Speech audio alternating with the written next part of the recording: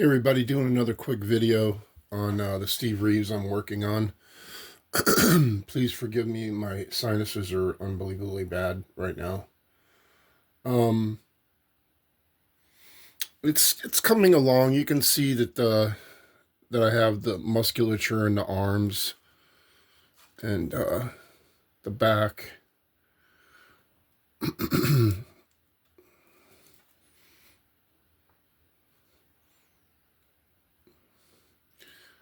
You can see the tricep muscle in here. My style is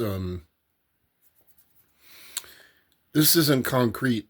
Like I might change that completely after I cook this. I will go in with a Dremel and reshape, make it look a little more realistic instead of so cartoony.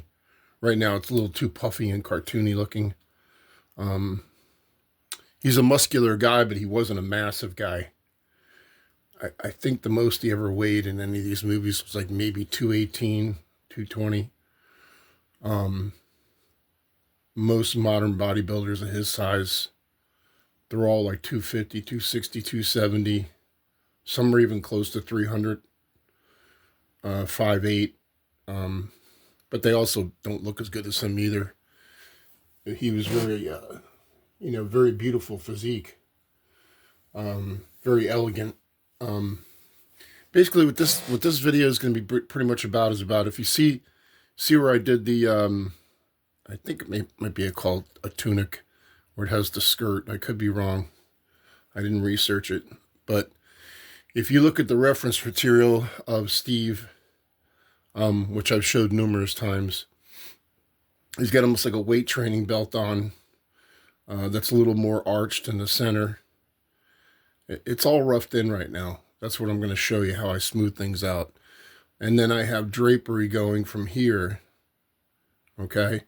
So the drapery isn't necessarily done. It's roughed in. So what I'm going to do right now is I'm going to show you how I smooth it out. This is a lighter fuel. This is a Zippo lighter fuel. I really don't like using this that much, but it's easier for me to find. I like the Ronsonol one. This is pretty potent smell. So I have a little cap from a like a camera, which it really isn't. They use it for mixing paint now. Basically a little film container, old school film container. Now they use them for crafts. You put paint in them. So I fill that up with the lighter fuel. And then I prefer these brushes, the rounded off square edges. It seems like you don't get the little drag marks from these. I'll probably use this size right here to smooth this out. Now, like I said, it doesn't necessarily mean that what I do here doesn't necessarily mean that that's how it's going to stay, because I'll add like worms of clay onto this to create even more depth. But right now I just want to smooth this out.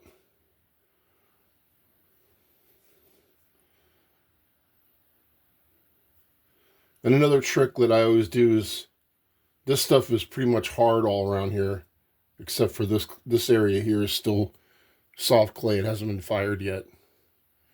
But anyway, you get the idea, and then you go in and you kind of shove the brush into the cavity. And believe it or not, you do a lot of sculpting with a brush. Believe it or not, at least I do anyway. Like these abs were sculpted in with a brush, kind of.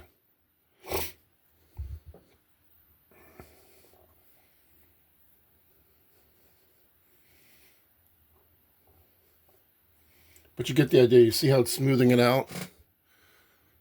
It's not quite as rough and ready. But even like this, you see like this, see how I had that? That's like a tool mark, but I ended up fixing it to make it look like there's a fold, but then a concave fold here. It's happy accidents, things that you can use that actually will help the piece overall. And this kind of where it's kind of caving in the tunic, And then you have like a little ruffly thing right here. It's actually in a lot of the artwork. I should say photographs from the film.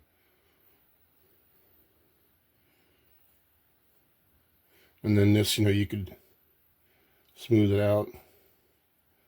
And then, like I said, just because you have this done in your eyes and you're like, oh, that's done, and you cook it, and then you look at it and you start to analyze it going, I don't really like how you can't see the ridge. You can go in with a tool and you cut it in. Like you cut in here to create the illusion of depth in between the leather band and the fabric.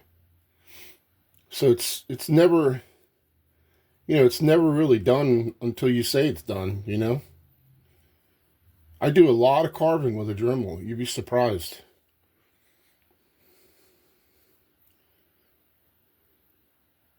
But anyway, you get the general idea. Like here, there's some fabric pull on the leather.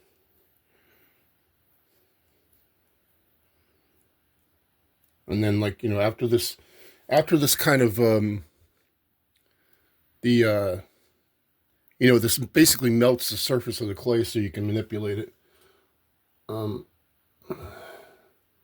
But say you let it kind of harden up again, because it will. It'll evaporate and the clay will harden up again. And then you could go in and add more worms if you want to create the illusion of the wrinkles in the folds, the drapery. Or you could cook it like this and then do it again. That's the greatest thing about using these composite clays. Like basically Sculpey or Primo, is that you can keep on adding on to these. Like, I could take this and, right in here, I could fill in a little more, like that. Maybe it's too deep there. I could fill it in, make it very slight, and then cook it again. You could do it all forever. But what's going to happen with this, these arms are a little too thick. So when I cook this, I'm going to go in with my Dremel. I'm going to finally narrow them down a little bit where they're a little more elongated looking. Right now, they're a little too thick looking. And then these forearms, I'm going to reshape them just a little bit. And then if you notice, this arm is way too long. This part here is now here. So this whole piece is going to come off, and then the hand will be right around here. I don't worry about this until I get to this point, because I'd rather have the meat there than not, if you understand what I'm saying. It's better to have the extra meat, like say the wrist is actually here, because you can always adapt it back.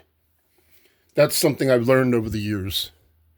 And also, too, you got to be very careful when you do a sculpture that you don't do the legs too short, because it'll make your character look like he's a young kid, like maybe an 8-year-old or something that hasn't fully developed. Sculpture, in my opinion, Michelangelo was probably the first superhero sculptor. If you think about the way that he did things, his proportioning, everybody was big and beefy, like they were big and powerful looking.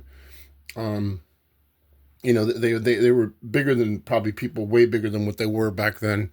But he also would go to the excuse me, my brain's going blank, to the stone quarries, where they would pull out the marble, to make things. And all the guys that did that were big burly guys, because they did it their whole life. I've known guys that were like brick masons and people that work with concrete, and they're built like tanks. Big thick hands, like I have thick hands, big strong arms, and they were thick. So that could be where that came from. But if you look at his art, you can see that it's like probably the very beginning stages of what, mythology of a muscular male or a curvy woman, with a little bit of muscle on her as well. And it carries on into modern sculpture, where you don't want legs too short. You want them to be a little longer so your character is more heroic looking. It's kind of that simple. Now, this particular Reeves piece, I think he's 7.5 heads tall. Most superhero stuff, if you do, like, say this is Captain America, the head would be smaller. You want to do like at least 9 heads tall with superheroes, 8.5 to 9 heads tall. Anyway, I hope that helps, and feel free to ask questions in the the questions on the bottom of the video. I've answered quite a few questions. It's kind of fun. All right, thank you.